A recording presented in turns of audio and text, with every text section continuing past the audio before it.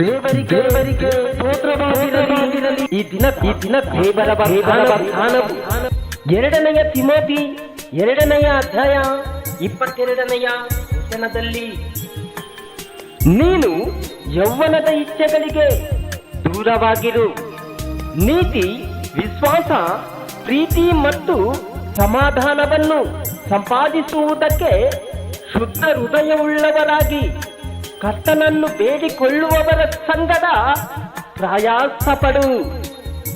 Amen. ಪ್ರಿಯ ಸಹೋದರರೇ, ನೀವು ಸಂಪಾದಿಸಿಕೊಳ್ಳುವುದು ಯಾವುದೆಂದು ನಿಮಗೆ ಗೊತ್ತೇ? ನೀವು ಸಂಪಾದಿಸುವುದು ಹಣವನ್ನೂ ಅಲ್ಲ, ಆಸ್ತಿ ಐಶ್ವರ್ಯವನ್ನೂ ಅಲ್ಲವೇ ಅಲ್ಲ. ಪ್ರಿಯ ಸಹೋದರರೇ, ನೀವು ಸಂಪಾದಿಸುವುದಾದರೆ ಮೊದಲು ಸಮಾಧಾನವನ್ನು ಸಂಪಾದಿಸಿಕೊಳ್ಳಿರಿ. ಶುದ್ಧ ಹೃದಯವುಳ್ಳವರಾಗಿ ಕರ್ತನನ್ನು ಬೇಡಿಕೊಳ್ಳುವವರ ಸಂಗಡ ಪ್ರಯಾಸ ಪಡಿರಿ. ಯಾರಲ್ಲಿ ಪ್ರಯಾಸ ಪಡಬೇಕು? ಕರ್ತನನ್ನು ಬೇಡಿಕೊಳ್ಳುವವರ ಸಂಗಡ ಪ್ರಯಾಸ ಪಡಬೇಕು.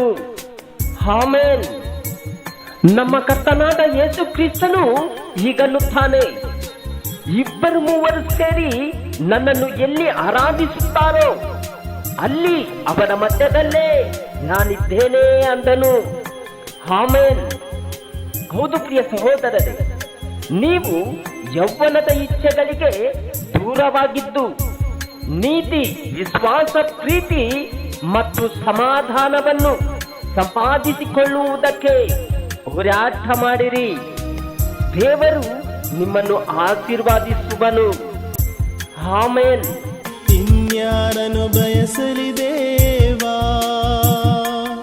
ಈ ಲೋಕಯಾತ್ರೆಯಲ್ಲಿ, ಓ ಈ ಲೋಕಯಾತ್ರೆಯಲ್ಲಿ.